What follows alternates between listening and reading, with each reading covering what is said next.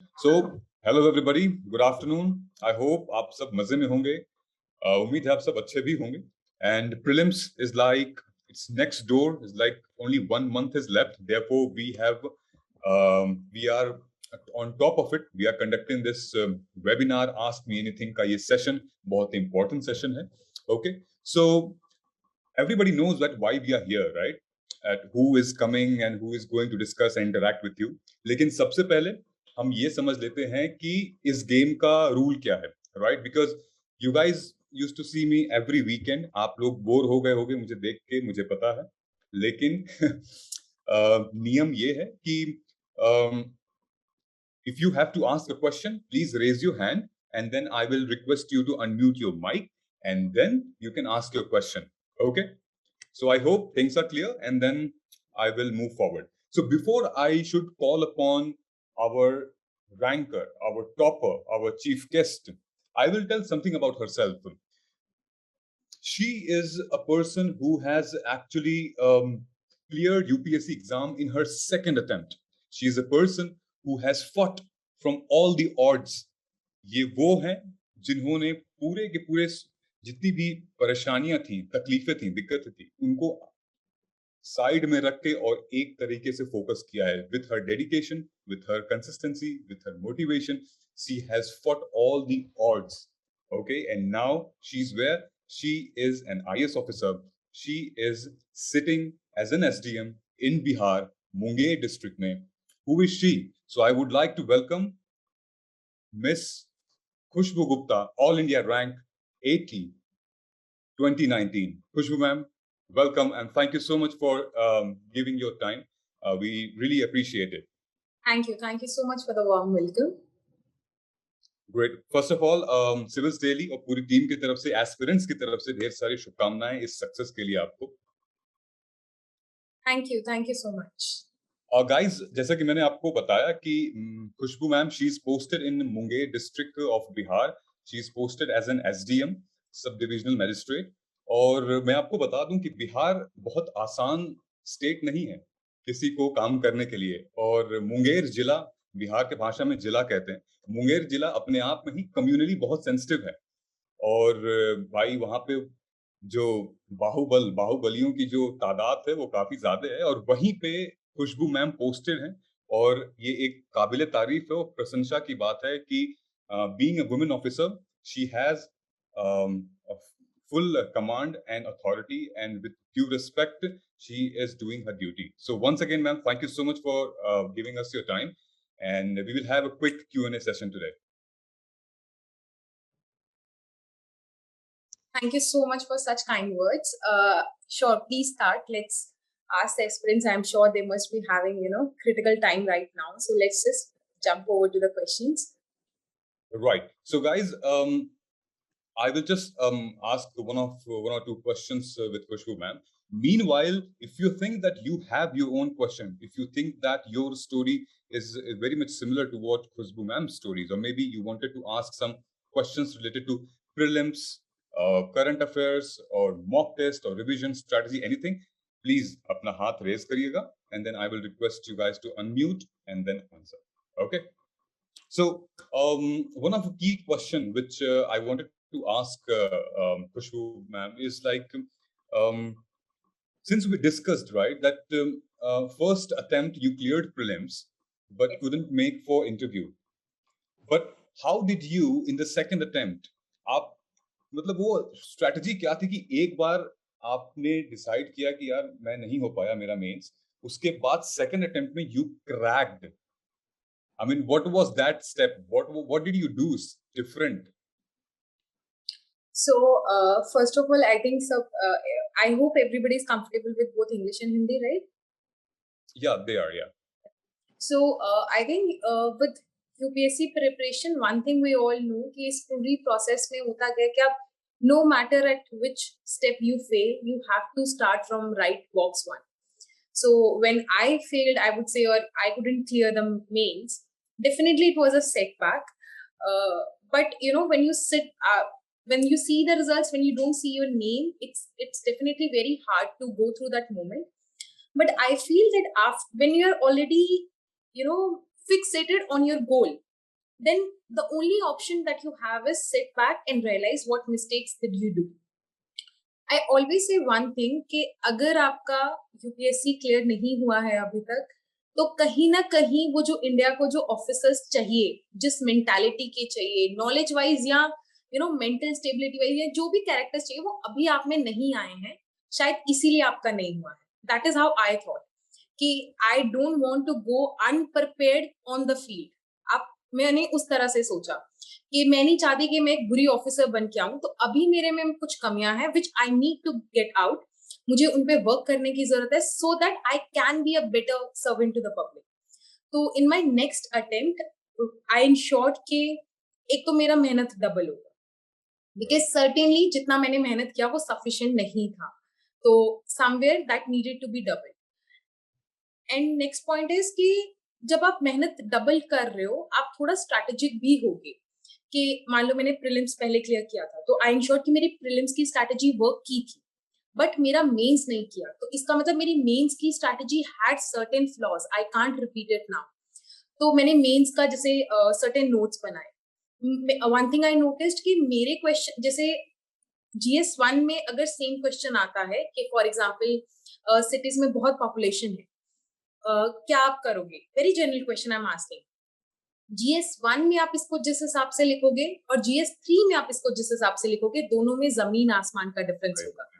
You will realize it once you see the syllabus of GS1, which is more about society, socialism, urbanization, regionalism and all.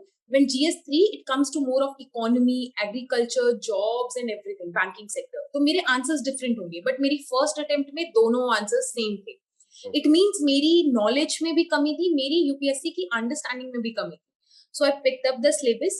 I ensured कि syllabus में जो भी words है, one senior recommended me this कि जितने UPSC के syllabus में words हैं, every word you should have 1,000 word material.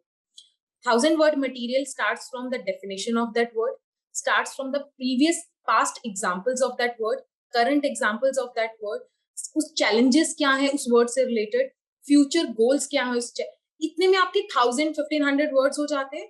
और जब भी कोई क्वेश्चन आता है उस सेक्टर से, then you immediately go back to your notes, you link it to that notes, and आप उसी से एक कोर derive करके आंसर को उस एरिया में फ्रेम करते हो.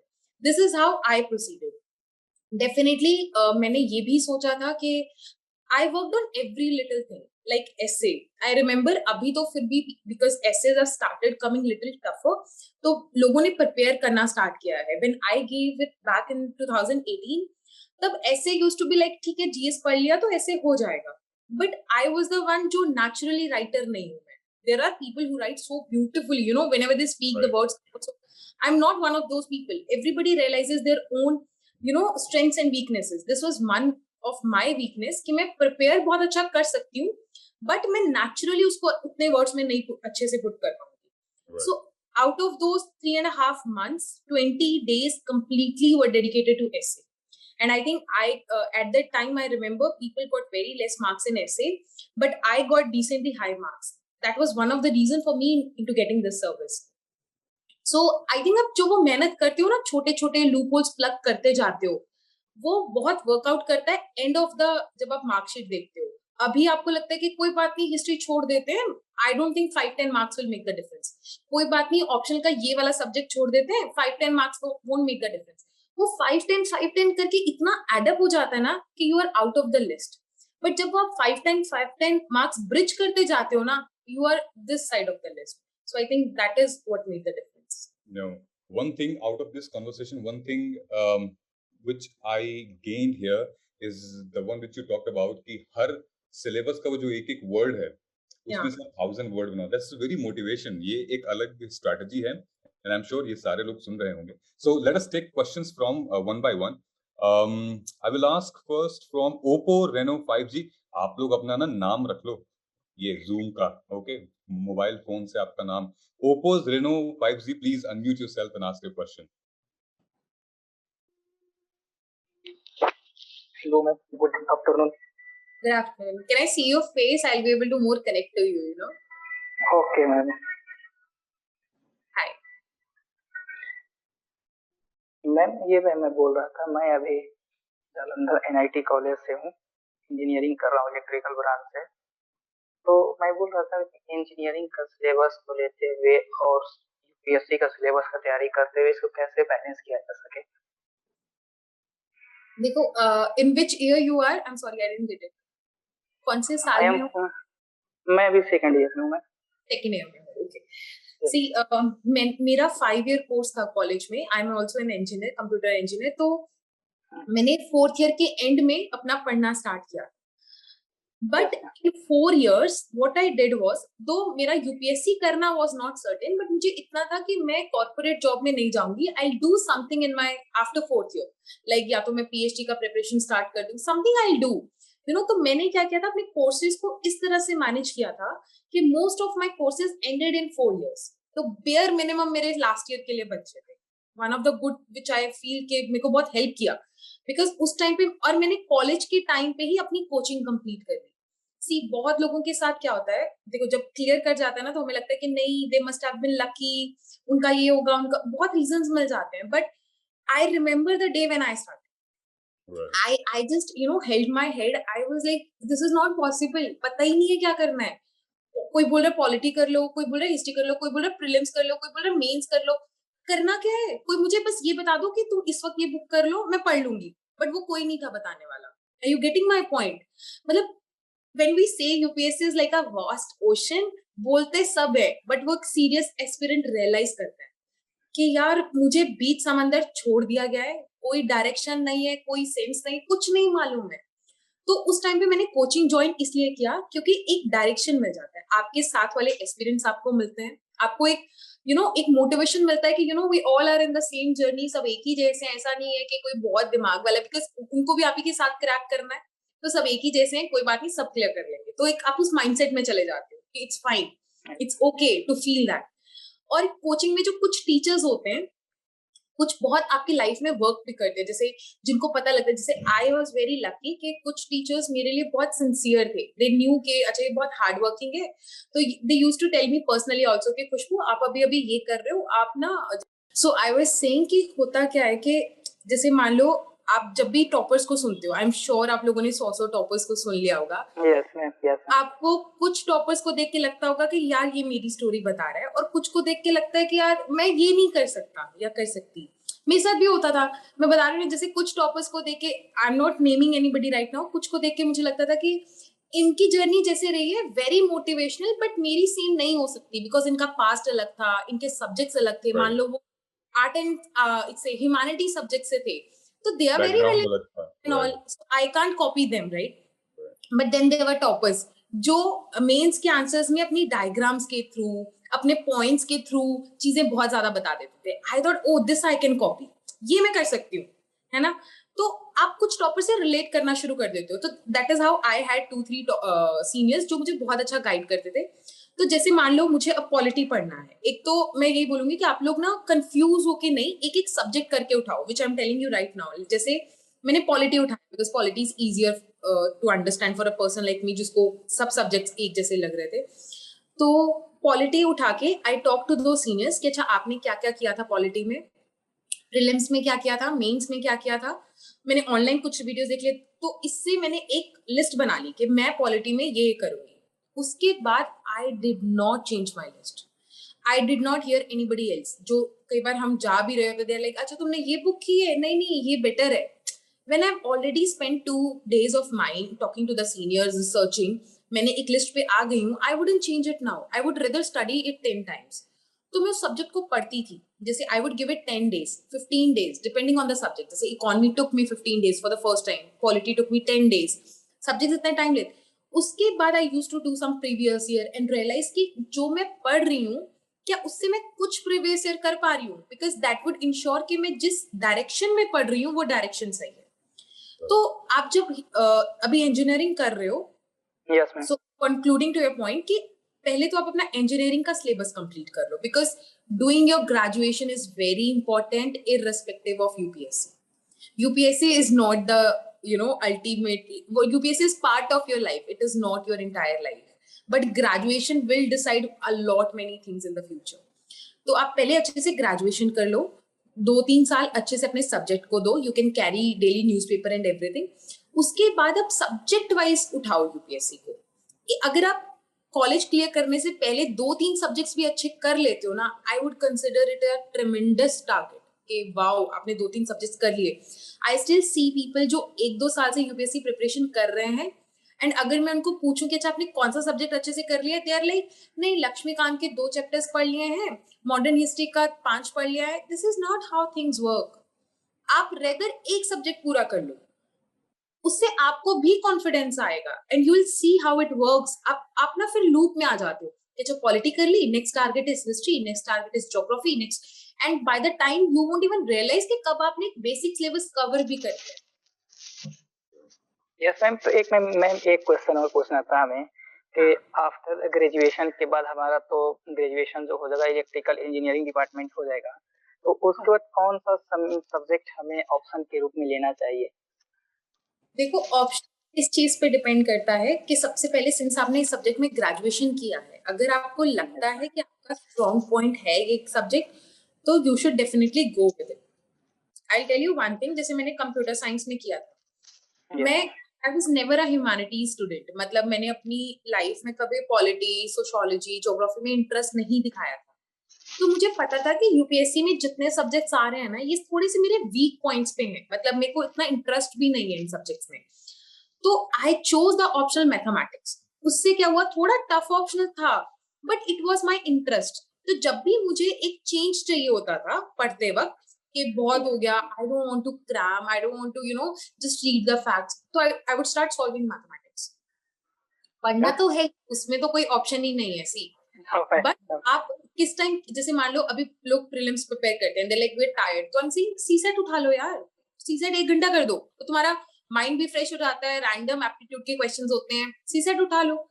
Because when you are targeted ना, तब आप ये तो अंडरस्टैंड करते हो कि आपकी बॉडी थक गई है, mind, but you don't let yourself rest as in कि नहीं सब छोड़ छाड़ के बैठ गए। यू आर लाइक अच्छा ये नहीं हो रहा, ये उठा लो, ये नहीं हो रहा, ये उठा लो, you keep doing that stuff. Ma'am एक क्वेश्चन और एक question sir, please other questions, दूसरे क्वेश्चंस भी हैं sir. Right. We are So, waiting for 10 minutes now. right. So, thank you so much. यार अपना नाम आप बता देते, ओप्पो नाम से अच्छा नहीं लगता बोलने में। एमडी आरिफ हुसैन। ठीक है हुसैन साहब, thank you so much for your time. Let others be the face now. Please sir, Suvidi, एक question. Yeah, sir. please unmute yourself Thank and you, ask ma'am. your question. Yes, sir. Am Thank I you, ma'am. audible? Thank Ma'am, you. am I audible?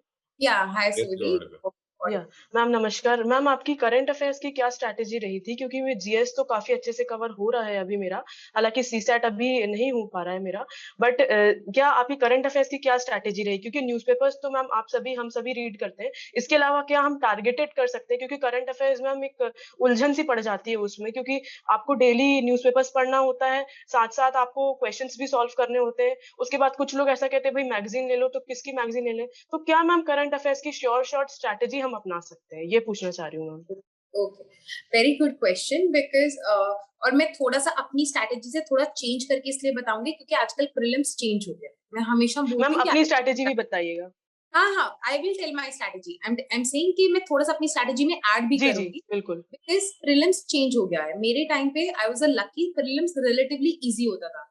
सो मेरा भाई भी अभी exam ले रहा है, but I have changed his strategy because prelims is getting very random. आपको नहीं पता किस टाइप के क्वेश्चंस, करंट अफेयर्स कितना आएगा, हिस्ट्री कितना आ जाएगा, पॉलिटी कैसा आ जाएगा। मतलब जी पहले होता हमारे टाइम पे कि नहीं पॉलिटी के 10 में से 8 तो हो ही जाएंगे। आई डोंट थिंक आज के टाइम पे कोई ऐसा बोल सकता है। तो आपको थोड़ा सा उस हिसाब से सोचना है। जैसे करंट अफेयर्स में एक चीज मैं बोलूंगी, रेगुलर रहना। पहले तो न्यूज, अभी अगर आप इस बार का भी प्रीलिम्स दे रहे हो तो अभी आप न्यूज़पेपर छोड़ सकते हो। मैं 2 महीने पहले न्यूज़पेपर पढ़ना छोड़ देती थी। मतलब this my recommendation, again guys it comes with a disclaimer, it's like आपको कितना फॉलो करना। Yes ma'am, yes. तो 2 महीने पहले मैं पढ़ना न्यूज़पेपर छोड़ देती थी, बट उससे 8-10 महीने पहले मैं रेगुलरली न्यूज़पेपर पढ़ती थी। नॉट अ सिंगल डे जब न्यूज़पेपर नहीं पढ़ा हो। उसके बाद जब न्यूज़पेपर हो गया, मैं नोट्स नहीं बनाती थी न्यूज़पेपर के, बिकॉज आई थिंक मैनेज करना is very tough. I don't think, मतलब मेरे से नहीं होता था जी। आई कोचिंग्स वगैरह कर ही रही हैं आजकल, तो why would I put my effort into that also. तो उसके बाद मैं एक कोचिंग का, आई थिंक जो भी आपको अच्छी लगे, उसका मंथली मैगजीन उठाती थी। ओके, ठीक है, वो आई थिंक नेक्स्ट मंथ के मिड के अराउंड आ भी जाती है। तो उसके जी बाद मैं वो उठाती थी, उसके बाद जी जैसे ही वो आती है I would read it once properly, okay mark okay करके, सब्जेक्ट वाइज कि अच्छा इकोनॉमी के ये न्यूज है, देन आई जी वुड आल्सो अंडरस्टैंड कि ये मैंने न्यूज़पेपर में पढ़ी थी ये, जी बिकॉज अगर मैं ये क्वेश्चन नहीं कर रही हूँ ना, तो इसका मतलब मैंने न्यूज़पेपर सिंसियरली नहीं पढ़ा। I can miss out on the facts कि मान लो कुछ आया कि ये स्कीम लॉन्च हुई, मुझे ये जी ठीक है नहीं मालूम अभी कि स्कीम में क्या क्या था, बट अगर मुझे स्कीम लॉन्च हुई का नहीं मालूम, इसका मतलब तो मैंने न्यूज़पेपर अच्छे से नहीं पढ़ा, विच इज नॉट गुड। तो एक तो जी ये चेक करता था कि आप डेली डेली पढ़ रहे हो, और जैसे ही आप मैगजीन से पढ़ते हो यू विल रिलेट कि अच्छा ये मैंने भी पढ़ा था, हाँ ये मैंने भी पढ़ा था, तो आपको चीजें जी दोबारा याद, जी तो आपकी इस तरह मैगजीन से एक second revision of current affairs हो जी जाएगा।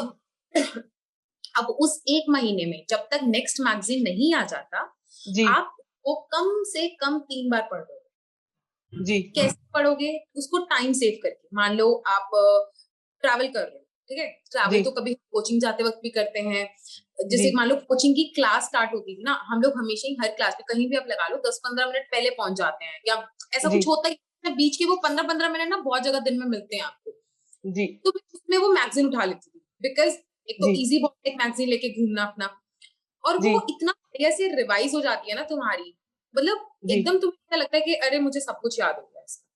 उसके और फिर बाद ये मैम बार-बार कंसोलिडेट आप कैसे करते थे? मतलब कि आपको कंसोलिडेट नहीं एक्सेल कर में कंसोलिडेट नहीं कर वो 12 मैगजीन्स प्रीलिम्स के टाइम पे मेरे पास जी, रहती थी, लेकिन क्योंकि अच्छा, वो हर 12 मैगजीन 3-3 बार पढ़ रखी है, तो जी, अब मुझे लिटरली उसके हर पेज को देख के पता है कि इसमें क्या-क्या फैक्ट लिखा हुआ है। अच्छा, और फिर मैं क्या करती थी, जैसे मेरा कज़न भी उस टाइम प्रिपेयर कर रहा था, या फिर अगर आपके साथ कोई आपका बहुत अच्छा कोई सिंसियर एस्पिरेंट प्रिपेयर कर रहा है, आप ये कर सकते हो। अदरवाइज़ अपनी जी, फैमिली के साथ कर सकते हो, जो मैंने अपनी फैमिली के साथ भी किया हुआ है। मैं उनको वो जी, बुकलेट पकड़ा देती थी, मैं बोलती थी रैंडम क्वेश्चंस पूछो मुझसे, रैंडम। अच्छा, क्या जी, ये अच्छा ये स्कीम में कितने करोड़ का law, because UPSC is asking me this, तो मुझे प्रिपेयर तो हाँ, करना पड़ेगा ना, वी कैन नॉट जी, कंप्लेन कि UPSC asking this, when UPSC is हाँ। Asking preparing, that's it, that was my फंडा कि यूपीएससी मैम पूछ किसको आप रिकमेंड करेंगे मैम? मतलब सिंसियरली एक सवाल है, जैसे कि बहुत मैगज़ीन्स आती हैं, बहुत लोग क्लेम करते हैं। आपकी तरफ से क्या एडवाइस रहेगी मैम? यार आई मतलब see I think I can answer that, I used to follow vision, तो जी, आप देख सकते हो कि आप किसका कर रहे हो, बिकॉज़ एट तो उस मैम टाइम आपका प्रीलिम्स का अलग रहता था, मेंस का अलग रहता था या यू स्टडीड यही वाली कंसोलिडेटेडली? यही वाली बुकलेट मेरी मेंस में काम आती थी, लेकिन मैं अच्छा, अच्छा। एक और चीज बता रही हूँ आपको एक बार, कि अब ये बुकलेट आपका ना अगर आप ये बुक हर 3-3 बार रिवाइज कर चुके हो तो आपका एक बेस बन जाता है, आपको समझ में आ अच्छा, जाता है, ओके, लेकिन ओके। थोड़ा सा प्रीलिम्स और मेंस का थोड़ा सा डिफरेंस होता है। अब आपने देखा जी, होगा जी। कि कोचिंग्स प्रीलिम्स के टाइम्स पे भी एक अलग से बुकलेट्स रिलीज करती हैं, है ना? अच्छा, अच्छा। जी, मतलब उसको मार्केट में डिफरेंट नेम से आते हैं, कोई प्रीलिम्स जी। 365 होता है, कोई मेंस 365, कोई कुछ प्रीलिम्स राउंडर, कुछ ऐसे करके सब नाम से आती हैं। तब जी, वैसे जी। किसी कोचिंग का उठा लो, मैं वो जी, भी पढ़ करंट अफेयर्स। अच्छा। अब आपको लगेगा कि करंट अफेयर्स में इतनी मेहनत क्यों हो रही है? आई विल आंसर जी। दैट। आप लक्ष्मीकांत पढ़ते हो, उसको 7-8 बार पढ़ते हो प्रीलिम्स में। जी, जी। अफेयर्स उससे कहीं ज्यादा हैवी टॉपिक, कहीं ज्यादा स्कोरिंग टॉपिक है। आप करंट अफेयर्स को भी एक मोटी बुक की तरह लो कि वो भी पढ़ना है, जी, ये नहीं कि ये जी, अफोर्ड कर सकते हो ना पढ़ना। तो उसी तरह जी, मेरा होता था कि 12 बुकलेट्स प्लस 365 या जो भी है, ये बुक है एक यार, ये मुझे प्रॉपर उतना टाइम देके पढ़नी है जितना मैं बाकी चीजों को टाइम दे रही हूँ, मैं इसको इग्नोर जी, नहीं कर सकती। तो उसको एक जी। माइंड में कॉन्स्टेंट टिक करते रहो कि दिस इज उतना ही इम्पोर्टेंट जितना बाकी सब। Ma'am just a brief question, आपने अपना बेस एनसीईआरटी से बनाया था या you directly started with the university text यार बुक्स? आई टोल्ड यू ना कि मेरा ह्यूमैनिटी से कोई लिंक नहीं था, तो I didn't want to take any risk. मैंने 6th की एनसीईआरटीज उठाई थी क्योंकि मैं नहीं चाहती थी कि मैं एक साल बाद ये फॉलो सुनूं कि अरे शिट तुमने एनसीईआरटी नहीं पढ़ी ना, इसलिए तुम्हें अभी तक ये समझ नहीं आ रहा। तो मैंने 6th की एनसीईआरटी अच्छा, से उठाया, अच्छा। लेकिन हाँ। मैंने 6th की एनसीईआरटी की पॉलिटी पढ़ी, आई रियलाइज उसमें कुछ भी याद रखने वाला नहीं है, सिर्फ तो फैक्ट जी, है भी जो मुझे इंपॉर्टेंट लगे भी थे, तो मैं जी। उसको नोट डाउन कर लेती थी। और 6th की एनसीईआरटी मैंने परमानेंटली क्लोज कर दी कि अब ये कभी पढ़ने की जरूरत अच्छा। नहीं। अच्छा, बट अच्छा मैम। ज्योग्राफी की एनसीईआरटीज़ हैं 10th 11th 12th, 12 दैट्स जी। with me till the end of my, अच्छा, अच्छा, ऐसे अच्छा। इकोनॉमिक्स की 11th 12th stayed with me till the end of my life, हाँ। बट इकोनॉमिक्स की 6th to 10th बुक्स जी, उसमें जी। मैंने नोट्स बना लिए थे एक एक पेज के कि बस इसमें से इतना अच्छा, ही, तो अच्छा, दैट इज अच्छा। आई प्रोसीडेड। जी, मैम आपको बहुत धन्यवाद एवं भविष्य की बहुत-बहुत शुभकामनाएँ। आपको भी all the very best. Thank you. Great. Thank you so much, Khushbu, for answering this question. We have got another aspirant called Saqib Anwar. Saqib, could you please unmute yourself and ask your question? Yeah. Yes, you are audible, Saqib. Yes, Question. good afternoon, ma'am. Good afternoon. Ma'am, I'm Shakib Anwar. Basically, I am from Jharkhand and I'm preparing from the last 3 months. And I have completed one subject, that is economy. But when I'm writing when I try to mains, I answer writing. So sometimes feel I am underconfident because I'm not able to consolidate the information and write in 150 or 250 words. तो sometimes इससे क्या होता है ना ma'am कि कभी कभार डर पैदा हो जाती है कि मतलब नहीं लिखना आंसर राइटिंग छोड़ दो बाद में देखेंगे तो did you experience this feeling और and how will I overcome this feeling ma'am? यार देखो, मैं बता रही हूँ, अभी अलग लगता होगा बट हम सब इसी के गो थ्रू करें। I remember my first answer कि मतलब ऐसा लगता था कि अरे बाप रे ऐसे। और उस टाइम क्या होता था कि जब आप कंपेयर आप टॉपर की कॉपी से कर रहे होते हो, अपना फर्स्ट आंसर लिख रहे होते हो और कंपेयर टॉपर, आप समझ डिफरेंस। लेकिन एक चीज हमेशा याद रखना कि जो आप बुरा आंसर जैसे आपने फर्स्ट आंसर लिखा ना, आप उससे बुरा कभी लिख ही नहीं पाओ। तो उस वर्स्ट से आपको बेस्ट की तरफ जाना, लेकिन वो स्टेप वाइज जर्नी है। तो जैसे ही लिखते जाओगे आगे बढ़ते जाओगे, जहां आप रुक गए वहीं आपने बढ़ना बंद कर। इसको मैंने मेंटली पिक्चर करना स्टार्ट कर दिया कि ये मेरा वर्स्ट है, ये मेरा बेस्ट है। मुझे स्टेप वाइज ऐसे ऐसे ऐसे ऐसे जाना है and the steps are like 100 answers. मैंने 100 आंसर्स लिख लिया तो मैं एक स्टेप जंप कर जाऊंगी, 100 आंसर्स लिख लिया तो एक स्टेप जंप कर जाऊंगी। तो अगर मुझे यहाँ तक जाना है तो मुझे आंसर्स ही लिख के जाना है। और अगर मैंने एक बार बुरा आंसर, जैसे आपने बोला ना कि ऐसा लगता है कि इतना बुरा आंसर लिख दिया, under confident, but I also feel कि अच्छा इतना बुरा लिख दिया, अब इससे बुरा तो नहीं लिखूंगी मैं, यू नो कि इससे बुरा तो नहीं होगा। ऐसी नेक्स्ट स्टेप पे अच्छा इससे बुरा होगा तो अच्छा ही होगा। तो आपको इसको पिक्चर करना है एंड हर एस्पिरेंट इसको गो थ्रू करता है यार। कोई भी बचपन से सीख के नहीं आता है, सब इसी 2, 3, 4 साल में सीखते हैं। मतलब मेरे जैसे लोग जिनको I have not written 50 words entire life, UPSC preparation से पहले 50 वर्ड्स नहीं लिखे थे मैंने कभी। आईआईटी में मेरे हर सब्जेक्ट्स ऐसे होते थे ऑब्जेक्टिव। इवन अगर ह्यूमैनिटी का सब्जेक्ट लेना होता था उसमें भी मैं मैक्सिमम ऑब्जेक्टिव वाला सब्जेक्ट ढूंढती थी कि जिसमें मुझे आंसर्स नहीं लिखने। मेरे को इतना ज्यादा प्रॉब्लम था आंसर्स लिखने में। और यू वोंट बिलीव ऑल्सो कि जैसे ही मुझे पता चला कि अच्छा आईएएस बनने के लिए आपको आंसर्स लिखने पड़ते हैं, मैंने प्रिपरेशन का आइडिया ही छोड़ दिया था। आई वाज लाइक अच्छा फिर तो होगा ही नहीं, then this is not me at all, मैं तो कर ही नहीं सकती हूँ। But then my friend reminded me कि नहीं यार ऐसा नहीं है कि सब लिखते हैं, पॉइंट्स लिखते हैं। तो उसने मुझे थोड़ा मेंटली पुश किया कि कोई बात नहीं, एक बार पुश कर दूंगी फिर ये लग जाएगा। So that is how I started. It's fine to do mistakes, but it's not fine to repeat those mistakes and not learn from those mistakes. आपने बुरा आंसर लिखा, आप देखो कि अच्छा आंसर किसको बोलते हैं, किसको पढ़ के आपको लग रहा है कि ये अच्छा आंसर है, क्यों लग रहा है। जहां तक आपने कंसोलिडेशन की बात की, आपने बहुत अच्छी बात की और मैं फिर उसको रिपीट करूंगी। जो मैंने वो 1000 वर्ड्स के नोट्स बनाए थे ना पर टॉपिक, वो कंसोलिडेशन के लिए थे। अगर मुझे जैसे GS1 में कोई भी क्वेश्चन आता है ना, तो आप उसको GS1 के सिलेबस से इमीडिएटली रिलेट कर पाओगे। एथिक्स का भी मान लो क्वेश्चन आता है कि why it is important for civil servants to be transparent, तो आप देखोगे ट्रांसपेरेंसी एथिक्स के सिलेबस में लिखा हुआ है। तो जब आप ट्रांसपेरेंसी पे ऑलरेडी 1000 वर्ड्स प्रिपेयर कर चुके हो कि ट्रांसपेरेंसी की डेफिनेशन क्या है, ट्रांसपेरेंट लोगों के एग्जांपल्स क्या है पास्ट में, अभी करंट में, क्यों ट्रांसपेरेंसी इंपॉर्टेंट है, ट्रांसपेरेंसी से क्या होगा। जब आपके पास ये मटेरियल रेडी है, आप उसको सिविल सर्विसेज से कनेक्ट करके वैसे पॉइंट वाइज लिख देना। जब आपके पास मटेरियल ही रेडी नहीं है, जब आपने एथिक्स आपको लगता है कि आपको पता है सब, बट आपके माइंड में ऐसे कुछ वो नहीं है, मतलब कंसोलिडेटेड सामान नहीं है, तो आंसर लिखते वक्त भी कंसोलिडेशन नहीं आएगा। तब आपका माइंड जंप करेगा कभी उधर कभी इधर। जब आप खुद के पहले जहां से प्रिपेयर कर रहे हो उसको कंसोलिडेट कर लोगे। फॉर एग्जांपल एग्रीकल्चर है, अभी मैं आप लोगों से पूछूं ना मुझे एग्रीकल्चर पे 5 फैक्ट्स बताओ, इमीडिएटली आपको मुश्किल होगा। मैंने क्या किया था कि एग्रीकल्चर के जो 1500 के नोट्स थे, उसमें ऑलरेडी 10 फैक्ट्स डाल दिए थे कि ये एग्रीकल्चर के फैक्ट्स हैं। फार्मर सुसाइड्स, कौन से क्रॉप्स इंडिया में नहीं होते हैं, या कितना % इंडिया इंपोर्ट करता है, कौन से pulses despite being maximum producer India import करता है, ये सब चीजें डाल दूं।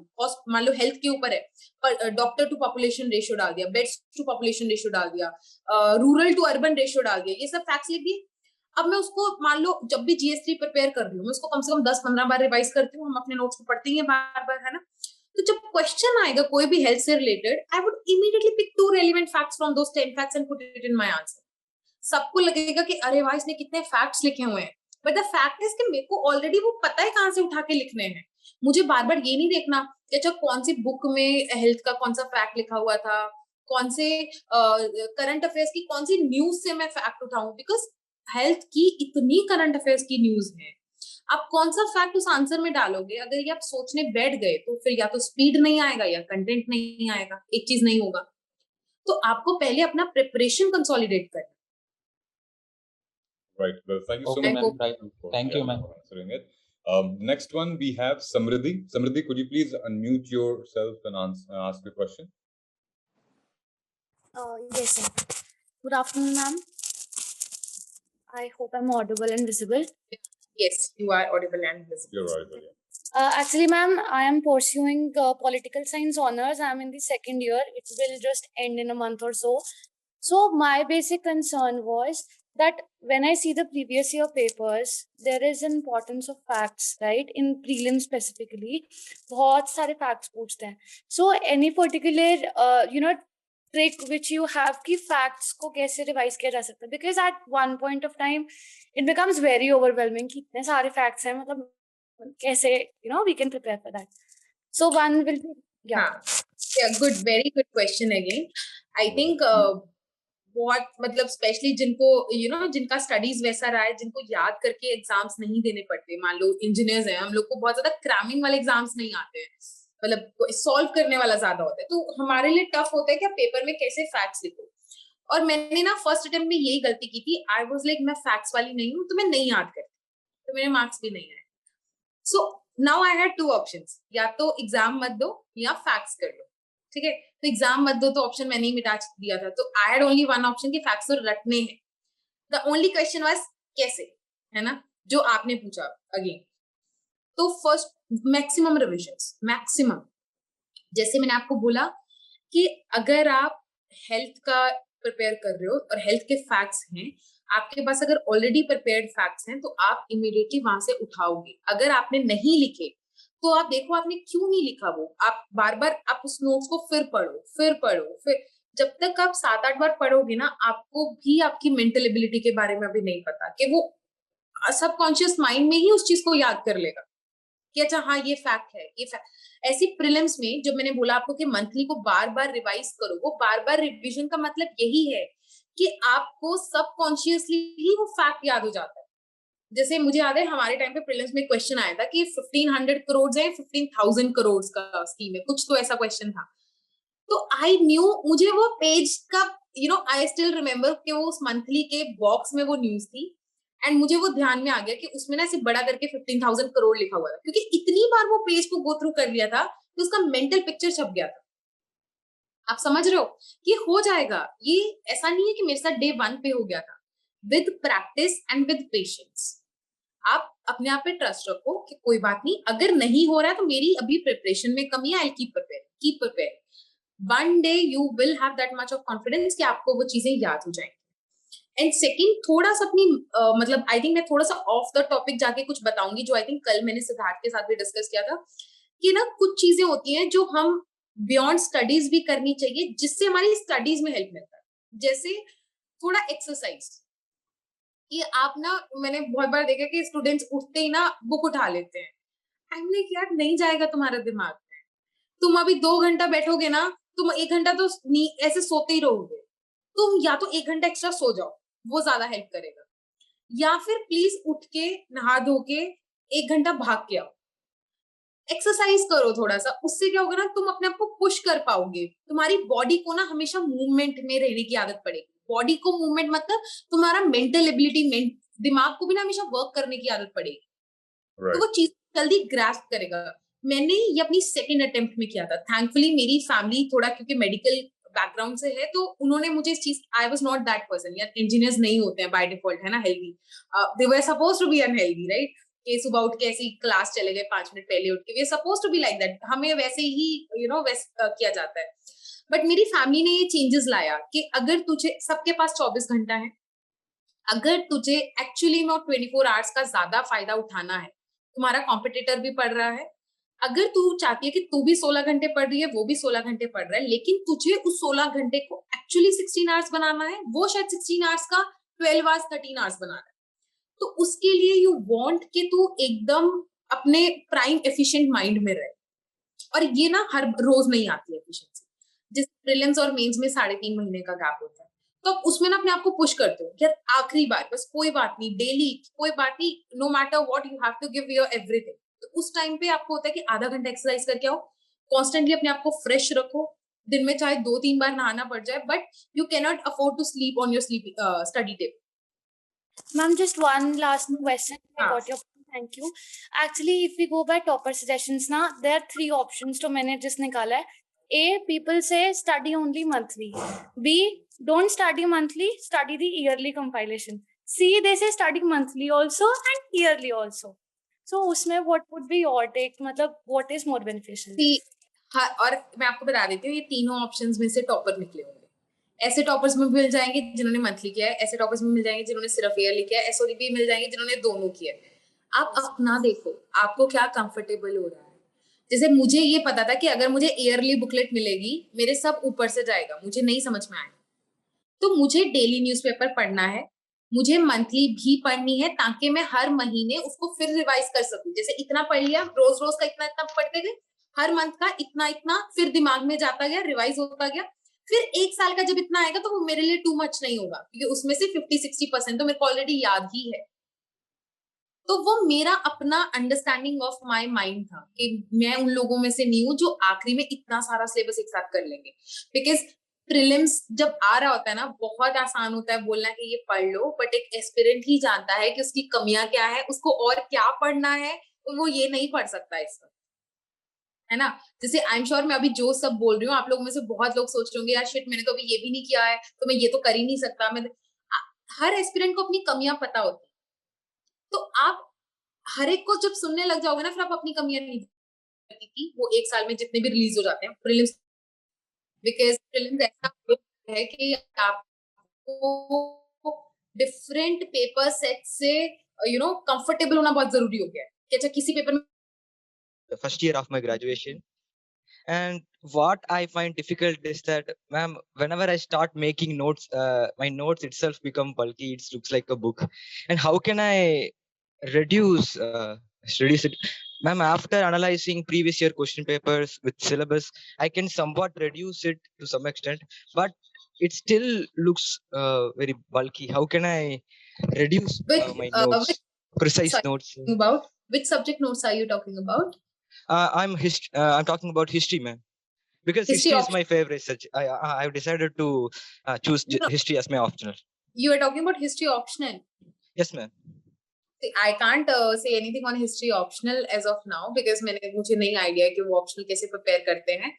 My optional was mathematics, but history जो per se subject है, since time भी हम लोगों के पास कम है, तो मैंने एक coaching को एक interview दिया था YouTube पे, how to make notes.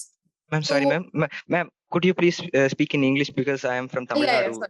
So I was saying so Khushbu, he is actually asking holistically how to reduce. I'll answer that. So I'm saying about making notes. I did a one video with some coaching how to make notes. Okay. I think I put my entire energy in that video, because I have explained in detail how to make notes for prelims, how to make notes for mains, like these 1,000 words I'm telling you now, I've explained in detail in that video, and how to make essay notes also. So if some of you are finding it hard to make notes of which subject to make notes of, how to make notes of, I would recommend you if you can go through that video, because I've put it in detail, like I've explained for 40-45 minutes. I have one more question, so it's a brief question. Ma'am, how can I develop the attitude of civil servant right from the college days? Yeah, once you don't need it separately. Once you start preparing, it's a journey. Nobody is born a civil servant. I think if I see myself 5 years back and I see myself now, there's a huge difference. And I still see that after 5 years, there will be a huge difference. We all learn with time, and we should give ourselves that time. Don't judge ourselves so soon. It's okay to do mistake. But as I said, please learn from those mistakes. Jai Hind. Great. Thank you so much for answering that question. We'll take the next one from Manpreet. I think Manpreet has been asking a lot of time. Manpreet, could you please unmute yourself and ask your question? Hello Yes, Manpreet. Ma'am, good afternoon. Good afternoon. Ma'am, मैं आपके village से ही हूँ, बदौर से। और Oh. Ma'am आपसे ही inspire हुआ हूँ civil service को जाने के लिए। तो Awesome. मैम, जी मैम, मैं पूछना चाहता हूँ कि आपकी जो प्रिपरेशन टाइम से मतलब गाइडेंस की क्या इंपॉर्टेंस होती है, और मतलब अगर मतलब हर एवरी वीक 2 और 3 टाइम्स मतलब क्विट करने को मतलब ऐसा होता है कि छोड़ना पड़ेगा, लगता है कैसा है, पर फिर भी मतलब कैसे लगे रहे मैम आप, और कैसे आपने मतलब इतने मतलब इयर्स के बाद भी नहीं छोड़ा, कैसे मतलब गाइडेंस किससे मतलब कैसे ली, और मतलब कैसे की है सर मैम आप? समझ गए आपका क्वेश्चन, मनप्रीत। जी। एक्चुअली आई नो, सी मैं वही बोलती हूँ यार, बार बार जब क्लियर कर जाते हैं ना, बहुत आसान होता है बोलना, बट जब मैं उन दिनों को याद करती हूँ तो मेरे साथ डेली होता था। I use to cry every 10 days कि यार नहीं होगा मुझसे, आई नो मेरे से नहीं होगा। मैं ये बोलती थी कि I know I am wasting my time, I know ये नहीं होगा, ये हो ही नहीं सकता यार, इतना टफ एग्जाम है, लोग कैसे बन जाते हैं, कितने अच्छे अच्छे टॉपर्स हैं, कितना अच्छा बोलते हैं, मैं तो हूं ही नहीं वैसी, how can I clear, like this was my question. I like no, I can not clear, it's obvious, it's just like मैं कितनी देर टाइम पास कर रही हूँ, मुझे ऐसा लगता था। बट अगेन सी वो थॉट्स आते हैं एंड इट्स फाइन। इसका मतलब आप सीरियस एस्पिरेंट हो, आप खुद से पूछ भी रहे हो कि यार तेरा होगा भी या नहीं होगा। बट बस मैं एक चीज बोलूंगी यार, कोई भी थॉट आए, कुछ भी आए, कभी ना प्रिपरेशन को मत हैम्पर होने दो। प्रॉब्लम तब आता है जब हम इस थॉट को लेके ना 10 दिन बुक नहीं उठाते, मुझे तब इरिटेशन होती है। मतलब मैं इतने एक्सपीरियंस इन पिछले जब से क्लियर किया है 3-4 साल में बात कर चुकी हूँ, और वो लोग पूछते हैं कि मैम हमने 1 महीने से बुक नहीं उठाई, मुझे बहुत दुख होता है यार। मुझे मतलब मैंने अपनी जब से I can say it with you know utmost sincerity, 18th May 2016 when I picked up my book, उसके बाद एक भी दिन नहीं होगा जब मैंने यूपीएससी की प्रिपरेशन नहीं की होगी, एक्सेप्ट प्रीलिम्स का नेक्स्ट डे। आई थिंक उस दिन भी नहीं यार, मैं मेंस का प्रिपेयर कर रही थी कि कैसे करना है कैसे नहीं करना, शायद मेंस के बाद 20 दिन का गैप लेती थी, वरना नहीं होता था यार एक भी दिन की जब बुक नहीं उठाई या शादी पे जाना पड़ गया, ये सब छोड़ दिया था मैंने। हम लोग ना, पता है क्या होता है, मतलब I know it might go long, but aspirants as an aspirant हम लोग अपने आप को ना बहाने बहुत देते हैं कि अच्छा आज पढ़ाई इसलिए नहीं हुई क्योंकि आज मेरे को ना डर लग रहा है, आज पढ़ाई इसलिए नहीं हुई क्योंकि आज ना घर में ये हो गया। जब हम ये बोलेंगे ना कि पढ़ाई तो करनी है चाहे कुछ भी हो जाए, फिर डर लगना बंद हो जाए। फिर ना डर को भी लगता है कि लग के क्या होगा, पढ़ाई पढ़ेगा तो ये फिर भी कुछ होना तो है नहीं, तो वो डर भी ना बैक सीट ले लेता है कि अच्छा कोई बात नहीं, पढ़ ले, बाद में डरना, रात को डरना सोते वक्त, तब जो मर्जी। जब जी आप मैम। पढ़ने जाते हो ना, जब आप क्वेश्चन पेपर सॉल्व करते हो, जब आप अच्छा करते हो कभी कभार, तो ऐसा लगता है कि यार ये अच्छा है, this feeling is good, let's continue with it, let's continue with it. And फिर भी अगर आता है बीच में, डेफिनेटली आएगा। मैं ना हर बार थॉट्स रखती थी कुछ कुछ, और वो थॉट्स 10 दिन काम करते थे। जैसे कोई थॉट मिल गया ऑनलाइन, बहुत ही अच्छा, मेरे पापा मुझे भेजते थे, मेरा भाई मुझे भेजता था, तो कोई थॉट होता था तो वो 10 दिन काम करता था कि अरे वाह I need to push myself, फिर वो 10 दिन बाद काम करना बंद कर देता था क्योंकि अब देख लिया इतनी बार उस थॉट को। फिर वो लोग और कुछ नया भेज देते थे, तब तक कोई और कुछ, कई बार ना वो आई रिमेम्बर वो लक्ष्य मूवी का एक सॉन्ग भी है, मेंस के बाद मैंने उस सॉन्ग को 1000 बार सुन लिया होगा इंटरव्यू तक अपने आप को मोटिवेट करने के लिए। अब वो सॉन्ग से ऐसे नफरत सी हो गई है क्योंकि इतनी बार सुन लिया है। तो जी। ऐसी ना कुछ चीजें टेम्परेरी अपने आप को ढूंढते रहो पुश करने के लिए, किसी से बात कर लो, there would be certain people जिनसे बात करके आपको लगता होगा कि ठीक है यार थोड़ी तो पुश मिल रहा है, पुश। बट जी। हमेशा इस रिस्पेक्ट में बात करो कि बस मुझे इसलिए पुश चाहिए कि यार मुझे बुक उठानी है, बस तू मुझे कुछ ऐसा बोल दे 5 मिनट में कि मैं बुक उठा के पढ़ लूं, बस। जी। जब आपका अल्टीमेट ऑब्जेक्टिव ये रहेगा ना कि मुझे प्रिपरेशन सिंसियरली करनी है और कोई ऑब्जेक्टिव नहीं है, सी कोई भी आपको कभी आपका सिलेक्शन गारंटी नहीं कर सकता, ओनली योर हार्ड वर्क है।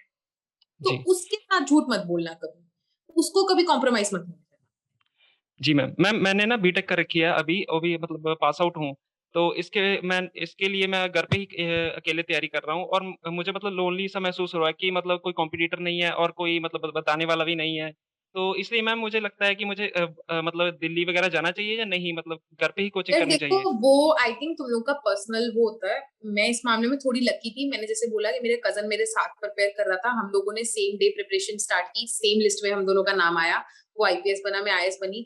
लेकिन कोई होता है तो अच्छा जरूर लगता है, बिकॉज आपको एक कांस्टेंट वो रहता है, और अगर सीरियस एस्पिरेंट मिल जाए तो और भी बहुत अच्छा लगता है। बट उसके लिए स्पेशल दिल्ली जाना नहीं जाना, वो मैं इतना रेकमेंड इसलिए नहीं करती हूँ क्योंकि दिल्ली में भी हर एस्पिरेंट सीरियस नहीं होता है ना, 5% भी सीरियस नहीं होते हैं। तो आपको कौन मिल रहा है, जैसे अभी आप लोगों का भी ग्रुप है ना यहाँ पे सिविल्स डेली में, मैं वही बोलती हूँ, कोचिंग ने मेरे को उसमें भी हेल्प किया। मुझे मेरी कोचिंग से भी 2-3 सीरियस एस्पिरेंट्स मिले थे। तो एक डेली का पुश रहता है। तो आपके जो ग्रुप्स हैं, आप अगर किसी के साथ डिस्कशन चालू करते हो, किसी के साथ टारगेट में, जैसे प्रीलिम्स आ रहा है, अगर आपको लगता है कि कोई सीरियस है, आप उसके बात कर रहे हो, तो आप पूछ सकते हो कि यार अच्छा तूने कितना सिलेबस कर लिया, चल हम नेक्स्ट 3 दिन में पॉलिटी खत्म करके देखते हैं हमारे कितने मार्क्स आते हैं, तूने ये पेपर लगाया, तेरे कितने मार्क्स आए, तेरे कितने आए। अगर कोई सीरियस एस्पिरेंट है तो आप ये सब चीजें कर सकते हो। बाकी my own husband cleared with अकेले रह के, तो ऐसा नहीं है कि अकेले लोगों का नहीं होता है। इट्स फाइन यार, किसी को मिलते हैं किसी को नहीं मिलते। आप वो सब मत सोचो, उससे ज्यादा फर्क नहीं पड़ेगा, दैट उससे 1% भी फर्क नहीं पड़ेगा। आप लेकिन कॉन्स्टेंटली लगे रहो। अगर आपको कोई एज अ पर्सन मोटिवेटर नहीं मिल रहा है परमानेंटली आपके साथ, आप कुछ और ढूंढ लो, थॉट्स पढ़ लो, ऑनलाइन कोई वीडियो ढूंढ लो जो आपको मोटिवेट करती है, कोई टॉपर ढूंढ लो जिसके वीडियोस आपको मोटिवेट करते हैं। बहुत लोग ये सब करते हैं। मैम आपका मोटिवेशन क्या था? यार मेरा मैं ना उन लोगों में से हूँ जो ऐसे किसी को देख के मोटिवेट नहीं होती हूँ।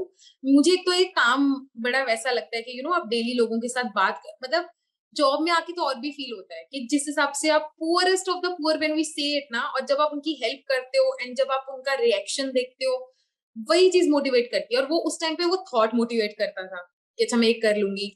और प्रिपरेशन के टाइम पे मैं बस the one thing which I feel good about my self is कि मेरे को ना अगर कोई टारगेट दे दिया जाता है तो फिर मैं उसमें लग जाती हूँ, फिर मैं ज्यादा इधर उधर का सोचती नहीं हूँ। Then I am like, then I plan very well कि अच्छा ये करना है, ऐसे ऐसे, इस दिन ये करना है, इस दिन ये करना है, प्लान इट।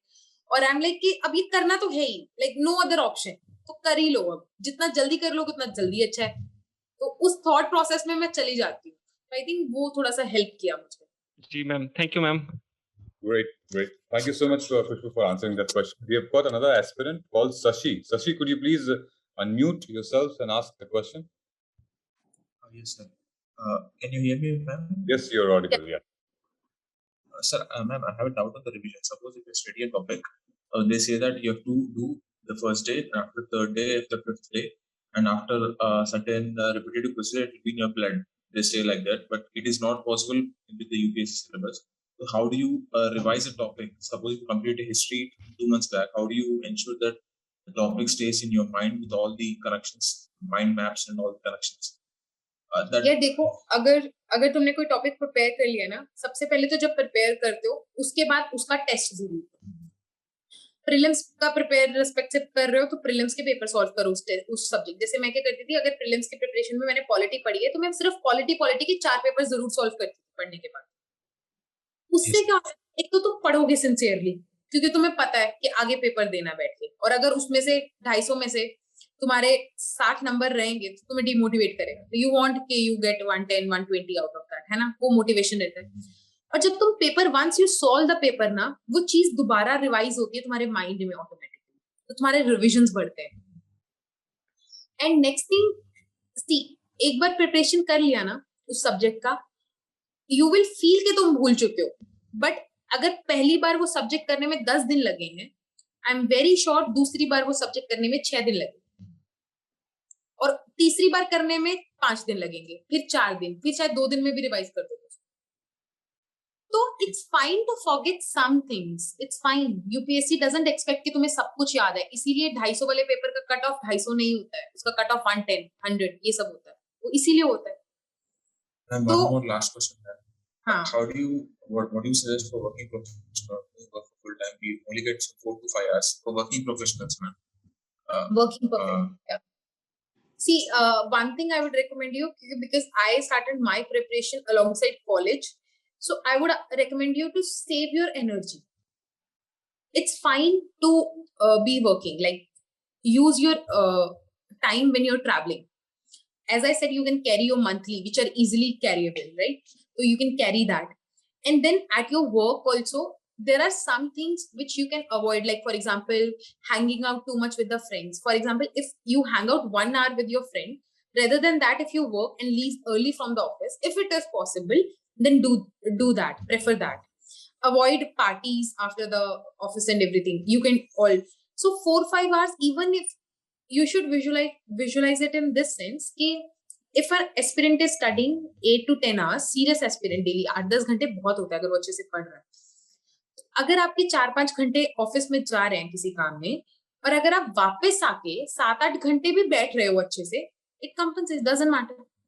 लेकिन बस यही है कि वो जो एस्पिरेंट दूसरा है, शायद उसका एंजॉय वाला पीरियड बढ़ रहा है और आपका कम हो रहा है. But it's fine, then you will have to understand कि मेरा सिचुएशन इस वक्त ऐसा है, मुझे एक्स्ट्रा वर्क करना है. मेरे भी अगर हफ्ते में कॉलेज में 2 दिन इंटायरली कॉलेज में जा रहे थे 5th ईयर में, जब मैं कोचिंग ले रही थी, my coaching used to be missed out. मैं उस टाइम जो पढ़ती थी, मेरा कजन ही वाज फुल टाइम एस्पिरेंट, तो वो उसका नहीं होता था कॉलेज, मेरा होता था. बट मैं इंश्योर करती थी कि मैं उसके साथ साथ ही मूव करूं. अगर मैं पीछे छूट गई हूँ 2 दिन की वजह से, तो मैं नेक्स्ट 2 दिन डबल पढ़ के उसको कवर अप करूं, बिकॉज वो मेरा काम है, मुझे करना ही है किसी भी हालत में. मैं कॉलेज कर रही हूँ, this can not be an excuse. See, preparation के एंड में कोई तुम्हारा एक्सक्यूज नहीं सुनता है. तुम कॉलेज में थे, तुमने कम पढ़ा, तुम्हारे घर में क्या हुआ, nobody hears and nobody needs to hear. You cleared or not cleared. That's it. Thank you very much. Thank you so much for answering that question. We'll ask 2 more. We'll take 2 more questions. One from Pragya. Pragya, could you please unmute yourself and ask your question? Good evening, good afternoon, ma'am. This is Pragya. Hi, Pragya. Hi, Pragya. So, ma'am, my question is basically how to approach the prelims. Last time I missed prelims by a margin of 4 or 5 questions. And in the end, I regretted that I wish I had attempted a little more. So what could be a safe range? Because there will always be like 30 or 40 questions only that we know. So how to go about the rest of the questions? Like how to explore that unknown territory so that we are in the safe range of prelims. Thank you. Yes, That is my question. कितने question attempt करने हैं ना, ये तुम्हारा अपना है. I give you इसमें example also. मैं और मेरा कजन दोनों सेम डे प्रिपरेशन स्टार्ट किया था. वो पेपर में 82 अटेम्प्ट करता, मैं 95 अटेम्प्ट करता, और हम दोनों के मार्क्स या तो सेम रहते थे. कभी उसके बहुत अच्छे आए हैं मेरे से ज्यादा, कभी मेरे आए, बट दोनों का हर बार क्लियर हुआ. तो my point of telling you this, ये हमें कैसे पता चला, उसको कैसे पता कि उसको 82 83 करने, और मुझे कैसे पता चला मुझे 95 करने. जो उससे पहले हम प्रीलिम्स की प्रिपरेशन में 30-40 पेपर सॉल्व करते थे ना, हम उसमें यही देखते थे. मैंने पेपर्स देखे सॉल्व करके 80 करके, एंड आई रियलाइज कि नहीं होता. मैंने प्रिपरेशन भी बढ़ाई और 85 भी सॉल्व किए. मैंने रियलाइज किया कि मेरा हो सकता. मैंने 95 किया, आई रियलाइज कि मेरे ज्यादा मार्क्स बढ़ रहे हैं. तो मैंने प्रैक्टिस से लेके आई. मैं वो जो नंबर रीच करते हो आप, वो आप प्रैक्टिस से करते हो. वो कोई आपको बता नहीं सकता. मैं गारंटी देती हूँ कोई आपको बता सकता कि इतने क्वेश्चन सॉल्व करने से होगा. देयर आर पीपल जिन्होंने 70 अटेम्प्ट करके पेपर क्लियर किया हुआ है. उनका अपना है, सबकी लेकिन पता है दूर से बहुत आसान लगता है, यार इसको पता था इसने कितने करना है. कैसे पता था?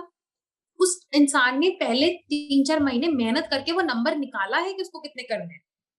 हम वही चीज अवॉइड कर देते हैं कि नहीं यार, मुझे तो कोई आके बता दे कि बेटा तुझे 85 करना, तेरा हो जाएगा. ऐसा नहीं होता. This is not UPSC preparation. UPSC preparation is knowing about your own strengths and weaknesses, making your own strategies. तो आप पहले पेपर सॉल्व करो. जब आप 60-70 पेपर सॉल्व करोगे, आपको खुद रियलाइज होगा कि वो कौन सा नंबर है जिसमें आपके मार्क्स मैक्सिमाइज होंगे. और जहां तक रही बात कि अगर मार्क्स कम आए, सिर्फ अटेम्प्ट को ब्लेम मत करो कि मैंने क्वेश्चंस अटेम्प्ट कम किए. आप अपनी प्रिपरेशन को भी ब्लेम करो. जब आप अपनी प्रिपरेशन को ब्लेम करोगे, मैं नेगेटिव नहीं बोल रही हूँ, मैं इसलिए बोल रही हूँ कि जब आप अपनी प्रिपरेशन को ब्लेम करोगे, तभी आप डबल पढ़ोगे. वरना तो आपको लगेगा कि नहीं मेरी प्रिपरेशन तो ठीक थी, बस मैंने अटेम्प्ट कम किया. नहीं, आपकी प्रिपरेशन में भी कहीं ना कहीं कमी थी. आपको पढ़ना भी और चाहिए, और मे बी आपको अटेम्प्ट मोर करना चाहिए. वो आपको क्वेश्चन पेपर सॉल्व करके पता चलेगा. Thank you so much, ma'am. Right. Thank you so much, Khushbu, for answering that question. We'll take one last question from Del. मुझे नहीं पता आपका क्या नाम है. Please unmute yourself and ask your question. Good morning, ma'am. Yeah. Evening चल रहा है. Sorry. Good evening, ma'am. Ma'am, I think seems like a serious experience. इसको दिन दुनिया का मालूम है. Very good, yeah. Ma'am, I am from Munger, Bihar. Oh, nice. I am preparing from last 3 months, ma'am. Ma'am, how to recognize the topic which is related in the current affairs with the GS paper? Because it consumes too much time for reading the newspaper only. And ना some पहले तो तुम मुंगेर के ही हो, बगल में ही होगे कहीं ना कहीं, तो आके मिल लो ऑफिस में कभी भी. It's always my office open. Ma'am, I fear to get touch with you. Ma'am, I fear to talk अरे with you. प्लीज यार, सब नॉर्मल होता है, कुछ नहीं होता है. Please come and meet me. And second, आपका क्वेश्चन क्या था? I totally didn't get it. Ma'am, after reading the newspaper, how we will recognize which topic is related to the GS paper and how to make effective for out of that. यार newspaper को पढ़ते वक्त club करने की जरूरत नहीं है कि ये प्रीलिम्स की न्यूज है, ये मेंस की नहीं है. न्यूज़पेपर को पढ़ते वक्त न्यूज को समझना जरूरी है. और मैंने न्यूज़पेपर में से नोट्स नहीं बनाए हैं. न्यूज़पेपर अंडरस्टैंडिंग के लिए पढ़ती थी कि अच्छा देश में ये हो रहा है, ये स्कीम लॉन्च हो रही है, इस स्कीम का ये इम्पैक्ट हो गया, ये इम्पैक्ट हो सकता है, ये एडिटोरियल्स में लोग लिख रहे हैं कि इससे ये नुकसान हो सकता है, इससे पॉजिटिव हो सकता है, ये स्कीम लॉन्च हुई है, ये इंडियन स्टेट्स में लॉन्च हुई है, अगर ये कंट्री इस कंट्री से डिप्लोमेटिक रिलेशंस बना रहा है, उसका ये स्ट्रेटेजिक है, ये एरिया है. ये अंडरस्टैंडिंग के लिए पढ़ती थी. उसको क्लबिंग के लिए कि प्रीलिम्स में ये आ सकता है, ये सब नहीं किया. उसके बाद जब मैं उसकी मंथली बुकलेट पढ़ती थी, तब मैं पढ़ती थी कि अच्छा ये फैक्ट्स हैं उसके, तो थोड़ा याद करती थी कि विच आर द स्टेट्स, फिर कौन सी कितना स्कीम का पैसा है, या कौन सी मिनिस्ट्री ने लॉन्च किया है, कौन से डिपार्टमेंट ने किया, ये सब फिर याद करती. तो न्यूज़पेपर पढ़ते वक्त तो सिर्फ अंडरस्टैंडिंग करती थी, उसको कभी याद करने से पर्पस नहीं पढ़ती. Ma'am, how to apply it in the mains question paper in the creative manner? इसको डायरेक्टली मैंने न्यूज़पेपर से कभी कनेक्ट नहीं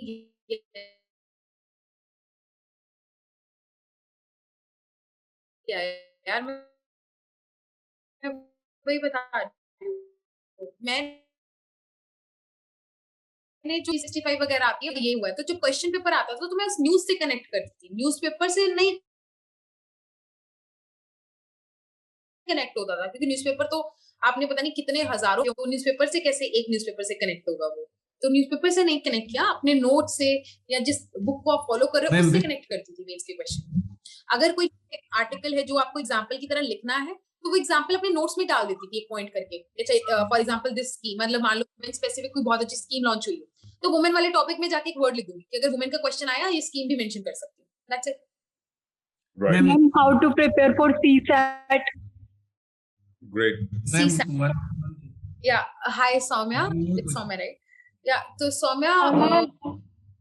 Yeah. So actually, हाँ.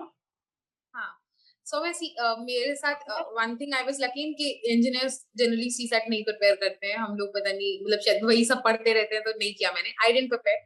But again, I have helped many aspirants जिनको रहता है CSAT preparation का. CSAT के लिए मैं एक चीज बोलूंगी कि एक दिन में उठा के मत पढ़ो. CSAT को कंटिन्यूटी में रखो. जिस दिन आपने मान लो 3 महीने पहले 4 महीने पहले प्रीलिम्स का स्पेसिफिकली पढ़ना स्टार्ट कर दिया, जिस दिन, उस दिन से डेली 1 घंटा CSAT भी उठाना. जब भी आप पढ़ाई से बोर होते हो, रात को, सुबह, दिन में, जब आपको लगता है कि थोड़ा पुश की जरूरत है, तो एक डिफरेंट सब्जेक्ट उठाते हो तो CSAT उठा लो, प्रैक्टिस कर लो. प्रीवियस ईयर क्वेश्चन जरूर प्रैक्टिस करो. CSAT आजकल बहुत टफ आ रहा है, even I am seeing that. और उसको ना कभी ये मत करो, जैसे मैं आई हैव सीन एस्पिरेंट्स जो बोलते हैं यार मैथ्स नहीं करेंगे, इंग्लिश के करके आएंगे, मैथ्स को हाथ नहीं. ये सब मत बना के लेके जाओ अपने मन में ऑलरेडी कि मैथ्स को तो नहीं होगा फिर क्लियर CSAT. आप ये बोल सकते हो कि यार मैथ्स के ना ये वाले टॉपिक बहुत टफ लगते हैं, मुझे कभी समझ नहीं आएंगे, तो ये क्वेश्चंस मैं नहीं करूंगी. That's fine. But you will have to choose some topics which are relatively easy, जो आप कर सकते हो, बिकॉज तभी पेपर क्लियर होगा. पेपर टफ हो रहे हैं तो आपको अपनी स्ट्रैटेजी, आपको अपने पढ़ने का तरीका सब चेंज करना पड़ेगा. पेपर टफ इटसेल्फ नहीं हो रहे हैं, एस्पिरेंट्स भी इसका मतलब बहुत ज्यादा पढ़ाई कर रहे हैं, तभी कट ऑफ्स उतनी रह रही है. तो आपको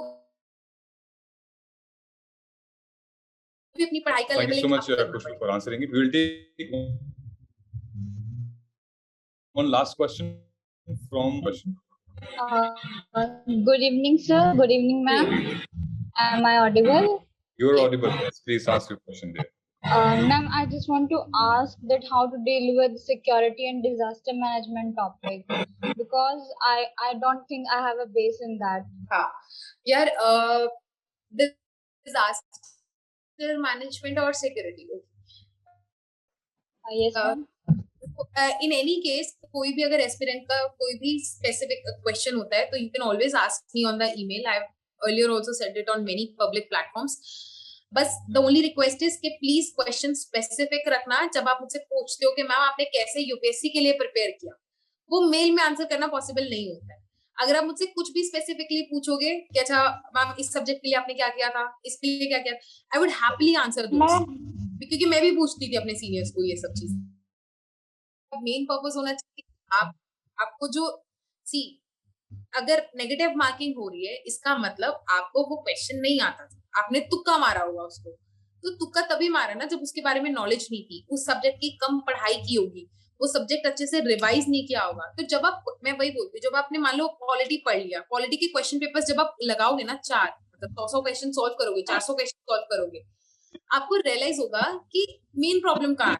आपने वो टॉपिक याद ही नहीं है या आपको याद भी है पढ़ा भी है, आप स्टिल आंसर गलत कर रहे हो. तो जब आप ये चीजें क्वेश्चन पेपर चेक करते हो रियलाइज स्टार्ट करोगे ना, वो गलतियां भी ब्रिज हो जाएंगी अपने आप कि ठीक है अब मुझे और पढ़ने की जरूरत है. अच्छा मैंने ये मुझे चीजें याद नहीं है तो मतलब मुझे और एक बार रिविजन की जरूरत है. अच्छा मैं क्वेश्चन याद भी है बट मारते वक्त समाव गलत मार्क कर आती हूँ, तो मुझे थोड़ा सा कंसंट्रेशन बढ़ाने की जरूरत है. ये सारे फैक्टर्स जब आप क्वेश्चन पेपर सॉल्व करोगे अपने आप निकल के आएंगे, उसके लिए प्रैक्टिस चाहिए. आई रिमेम्बर एक सीनियर ने बोला था कि प्रीलिम्स देने से पहले कम से कम 10,000 क्वेश्चन सॉल्व करके जाना, और आजकल के प्रीलिम्स को देखते हुए तो मैं 15,000 क्वेश्चन बोलती हूँ कि कम से कम 15,000 क्वेश्चन सॉल्व करके जाना. तो this is how I used to measure my performance also कि क्या मैंने इतना कर लिया है. But since prelims is around the corner, मैं आप लोग को डराना नहीं चाहती हूँ. अभी भी 1 महीना प्लस 10 डेज 40 डेज हैं. 40 डेज में बहुत कुछ हो सकता है. एक बहुत अच्छी 2 रिवीजन हो सकती है अगर आप बहुत अच्छा पढ़ोगे. लेकिन क्योंकि प्रीलिम्स अराउंड द कॉर्नर है तो I would ask all of you to increase your study hours. अब 8 घंटे 10 घंटे मत पढ़ना. जब जब पेपर पास में आता है हम अपने 12-13 घंटे भी पढ़ते हैं. It's okay to do that, and specially अगर आपने पहले कम पढ़ाई की हो तो वो सब करोगे तो प्रीलिम्स डेफिनेटली क्लियर होगा. Ma'am, what was your strategy regarding GS3? GS3 mains के लिए यार अगेन मैंने हर सब्जेक्ट के नोट्स बनाए थे. As I said GS3 prepare करना बहुत इजी हो जाता है अगर आप वो नोट्स बना लेते हो, क्योंकि GS3 में इतने टॉपिक्स हैं और वो 20 क्वेश्चंस ना हर बार एक एक टॉपिक में से ही होता है. आजकल GS3 का पेपर टफ इसलिए हो गया है क्योंकि वो साइंस एंड टेक या उसमें से ना बहुत कोर क्वेश्चंस में चले गए हैं जो बहुत लोगों को पता ही नहीं होता कि वर्ड क्या है. It's fine to not know those. मतलब मेरे टाइम पे 2-3 क्वेश्चंस ऐसे थे जो मुझे नहीं आते थे, कंप्लीटली फिजिक्स के थे वो. तो वैसे 1-2 क्वेश्चंस तो ओके एनीवेज जब आप मेंस दे रहे होते हो ना तो 5 क्वेश्चन तो ऐसे होते हैं जिसके बारे में आपको आइडिया नहीं होता. तो बाय डिफॉल्ट ऐसा होता है, it's fine. But come idea में भी आपको क्वेश्चन कैसे अच्छा लिखना है, रेलिवेंट कैसे लिखना है, स्टोरीज नहीं सुनानी है, एग्जामिनर को बोर नहीं करना अपने पेपर से. एग्जामिनर को पेपर पकड़ते लगना चाहिए कि वाओ मुझे कोई अच्छा पेपर मिला है और मुझे चेक करते हुए मजा आ रहा है. अगर उसको ये अच्छा फील होगा तो वो अच्छे मार्क्स देगा. एक स्ट्रैटेजी ये थी मेरी. पेपर पकड़ते ही उसको लगना चाहिए कि एक अच्छे बच्चे का पेपर है, ये नहीं कि मैं उसको घुमाए जा रही हूँ, जो आंसर पूछा उस पर आ ही नहीं रही हूँ. Answer every word that is being asked in the question and answer it very objectively. ये नहीं कि कभी उसको आंसर कर दिया, कभी एग्जाम्पल शुरू में डाल दी, कभी बीच में कुछ लिख रहे हो, कभी प्रॉपर एक तरीका होता है. इंट्रोडक्शन लिखो, पॉइंट्स लिखो, जिस क्वेश्चन को एड्रेस कर रहे हो उसको डबल लाइन कर दो, पॉइंट्स लिखो, मार्क कर दो जो इंपॉर्टेंट वर्ड्स हैं, कंक्लूजन लिखो. ये सब पैटर्न फॉलो करो प्रॉपरली हर क्वेश्चन में. तो Right. Good evening, ma'am. Good evening, ma'am. I think we are running out of time, guys. And ma'am ने already अपना ईमेल आईडी और कांटेक्ट नंबर कोई हो तो दे दो. we will Excuse share me, these ma'am. Can you details. please take my question? I am waiting from since long time. yeah, Okay. sure. Pragya, we have one more question. Pragya, I think she is waiting for a long time. Okay, Pragya. Good afternoon, ma'am. Myself Pragya Kisharma. I am from Jabalpur, Madhya Pradesh. My Yes. question is how we can add value to our answers, ma'am. Value addition कैसे कर सकते हैं हम हर specific answer में? और ma'am basically देखो editorials reading में थोड़ी दिक्कत होती है, यानी बेसिकली फर्स्ट रीडिंग में समझ में नहीं आता है मेरे को। मैम उसको यार कैसे उसके कर लिए सकते ना हैं? अपनी कंसंट्रेशन बढ़ाओ। मेरे साथ बहुत होता था, मैं पूरा एडिटोरियल पढ़ देती थी एंड देन अगर मुझे मुझसे आके कोई कुछ डिस्कस करता था, मुझे पता ही नहीं होता था कि इसमें ये लिखा था एंड आई वाज लाइक अच्छा इसमें ये लिखा था। देन आई रियलाइज कि मेरी कंसंट्रेशन में प्रॉब्लम है। मैं एडिटोरियल को मैं बस पढ़ने के लिए पढ़ रही हूँ, मैं उसको अंडरस्टैंडिंग के लिए कि अच्छा ये बंदा जीएसटी पे क्या बोलना चाह रहा है, मैं वो पढ़ ही नहीं रही हूँ उस थिंकिंग से। तो जब आप एडिटोरियल को इस क्यूरोसिटी से पढ़ोगे कि जिस पर्सन ने अपने व्यूज रिप्रेजेंट किए हैं, मैं उसके व्यूज जानना चाहती हूँ, उसने क्या लिखा है, what does that person think about this scheme, what does that person think about current politics, current international relations, जो भी है जिस भी टॉपिक पे है। तो जब वो क्यूरोसिटी आएगी ना, तब आप उसको अच्छे से पढ़ोगे, तब आप उसको अपने व्यूज से रिलेट भी करोगे। मतलब जैसे मान लो हमारे टाइम पे जीएसटी बहुत हॉट टॉपिक था, तो जैसे जीएसटी के किसी ने नेगेटिव लिखा, देन आई वाज लाइक अच्छा मैं क्यों उसको पॉजिटिव सोचती हूँ।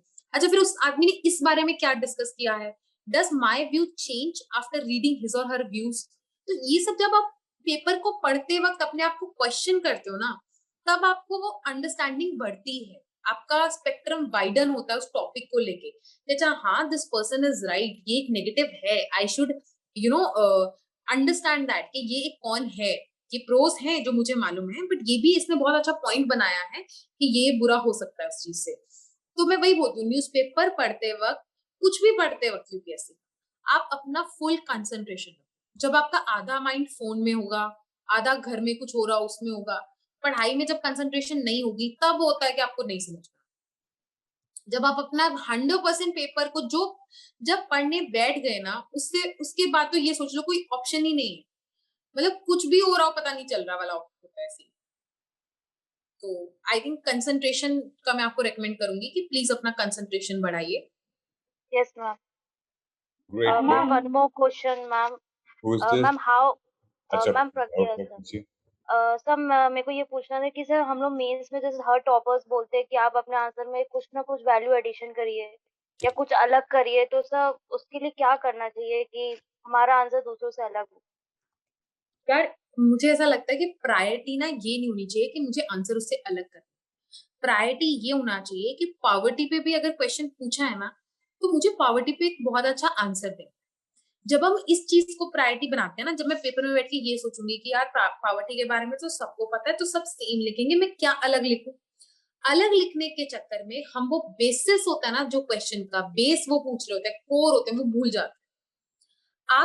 आपको हर क्वेश्चन डिसेंटली आंसर करना, उसके लिए आपका अपना एक टेम्पलेट होना चाहिए कि यार मेरे को अपने हर क्वेश्चन में, एज आई सेड कि मेरे हर क्वेश्चन में फैक्ट होगा, एग्जाम्पल होगी, कंक्लूजन होगा, पॉइंट्स होंगे, विजन होगा, स्कीम्स मेंशन होंगी इंडिया की जो उससे रिलेटेड है। ये मेरा एक अपना टेम्पलेट था जो मैंने डिफरेंट टॉपर्स के आंसर्स पढ़ के एक बनाया था कि अच्छा इस टाइप के क्वेश्चंस।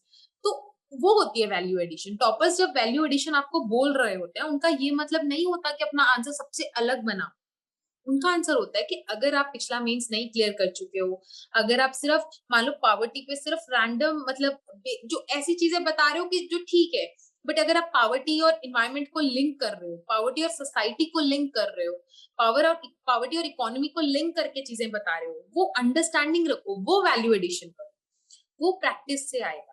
मैं I know I am saying practice practice again and again, but it is crucial and her topper बोल रहा है उसको किसी कारण से बोल रहा हो। तो आप अपने आंसर्स को लिखना स्टार्ट करो।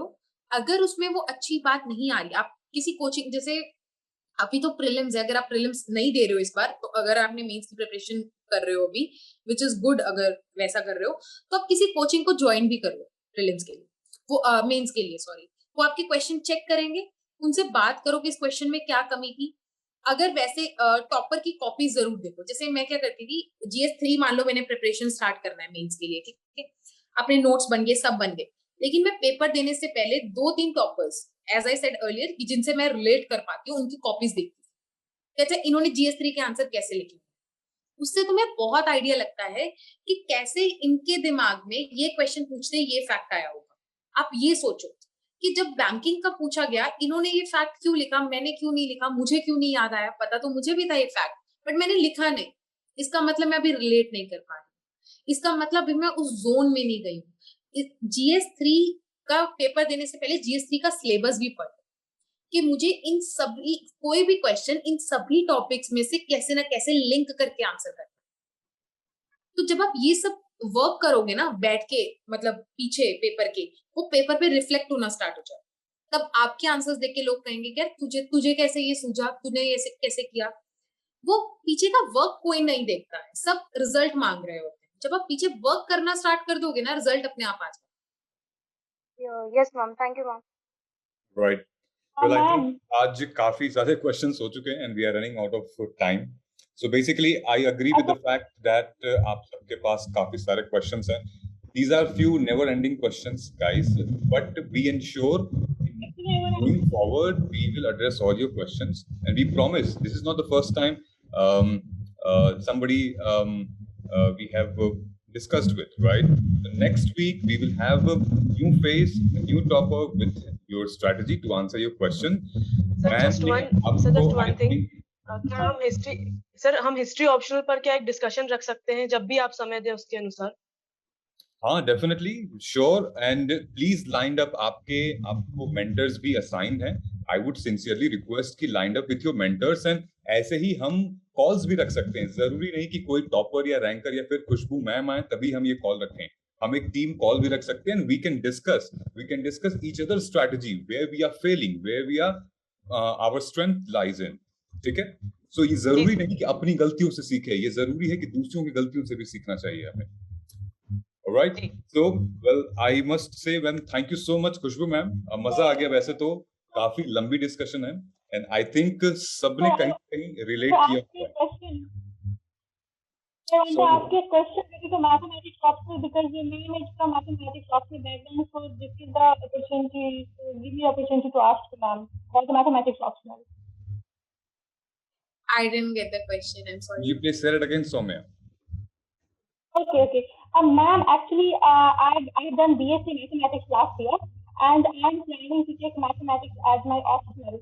So, actually, my confusion is that many people say that whether to read directly from the notes, like INS notes, or whether to read the book. So, since I'm already from mathematics background, so I understand that what things are mentioned in the books. So, is it possible that I directly read through the notes when I have a very good score, like Prince Picarian to top the exam with the mathematics? So, is notes completely reliable? So, I'll answer it briefly. मैंने books नहीं की थी maths की, मैंने सिर्फ IMS के notes किए थे। I think sir is wonderful, वो बहुत अच्छे नोट्स बनाते भी हैं, उसको अपडेट भी करते हैं। तो मैंने सिर्फ नोट्स किए थे, बट नोट्स नेसेसरी हैं, सफिशिएंट नहीं है। नोट्स करने के बाद आप ना, वो लोग क्वेश्चंस देते हैं, बहुत सारे देते हैं। मतलब अगर आप उनसे पर्सनली रिक्वेस्ट करोगे ना, मैंने तो 2015-14 के भी क्वेश्चन पेपर्स ले लिए थे उनसे, जो टेस्ट सीरीज वाले पेपर होते हैं। जब वो 2015 में उन्होंने तो टेस्ट सीरीज में क्वेश्चन पेपर दिया हुआ, 15 में दिया, 16 के with answers, with solutions and everything, वो लोग देते हैं, वो दे प्रोवाइडेड। तो उसको सॉल्व बहुत करती थी। मैथमेटिक्स इज ऑल अबाउट कि तुम कितना सॉल्व करते हो। डेली अगर आप उस दिन मैथमेटिक्स कर रहे हो पूरा दिन, तो आप मतलब कम से कम सॉल्व 20 to 25 क्वेश्चंस, तब आपका स्पीड और आपका एक्यूरेसी आएगा। मैथ में ना एक्यूरेसी बहुत जरूरी है, तो वो प्रैक्टिस से इसी से आएगा कि आप डेली क्वेश्चंस बहुत लगाओ, उनसे प्रीवियस टेस्ट सीरीज के क्वेश्चंस ले आओ विद सॉल्यूशंस। नोट्स में से पढ़ लो, उसमें नोट्स में जितने क्वेश्चंस है वो साथ साथ में सॉल्व करते रहो। एक बार वो टॉपिक, मान लो लीनियर अलजेब्रा है, वो टॉपिक कंप्लीट हो गया, उसके बाद उसके टेस्ट सीरीज के पेपर उठा लो एंड कीप सॉल्विंग। अगर बुक्स नहीं कर रहे हो तो लीनियर अलजेब्रा की बुक के क्वेश्चंस लगा लो। Ma'am, could you please drop your email in message box? Yeah, sure. It's Gupta Khushbu. It's GUPTA. I think it over here or something. I will write. It's Gupta.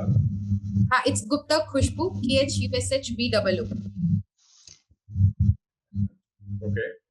0911@gmail.com.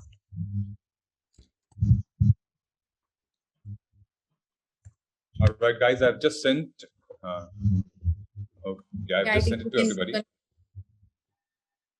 सबने ही लिख लिया, सबने याद कर लिया एक तरीके से इसको.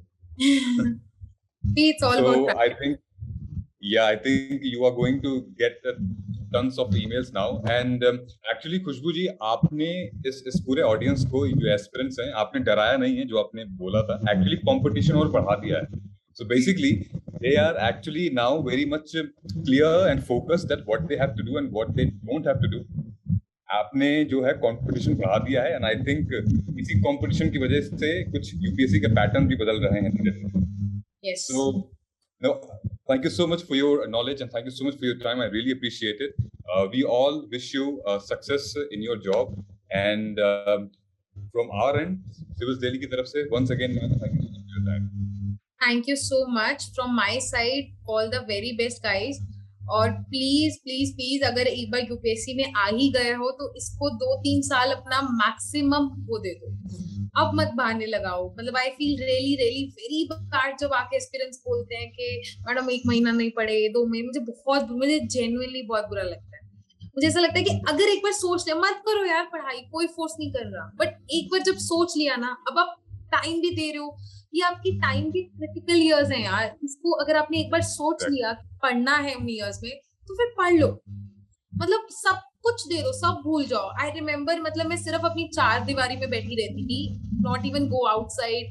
बस एक्सरसाइज करने बीच में जाती थी, वॉक करने बीच में जाती थी. वरना I used to feel bad also कि यार मेरी एज के लोग बाहर घूम रहे हैं, I am stuck over here. But it's fine. उसके बाद बहुत अच्छा लगता है क्योंकि एक बार तुम वो टारगेट सोच चुके होते हो, तो जो टारगेट आपने सोचा होता है वो कंप्लीट करने में बहुत अच्छा लगता है. तो प्लीज अपने वर्किंग आवर्स, अपने स्टडी आवर्स बढ़ा दो, अपनी एफिशिएंसी बढ़ा दो, अपना डिस्कशंस बढ़ा दो. और अगर आपके आसपास कोई अच्छा एस्पिरेंट है तो उसको पॉजिटिवली उससे डिस्कस करो. अगर नहीं भी है तो अपने आसपास ऐसा एटमॉस्फेयर क्रिएट कर लो कि आपको हर वक्त पढ़ाई नजर आए और कुछ नजर नहीं. Thank you so much and all the very best. Great. Thank you so much, guys. We'll see you next week. तक के लिए अपना ध्यान रखिए, guys. जय Hind. Subscribe to our YouTube channel and press the bell icon on the YouTube app and never miss another update from Civils Daily.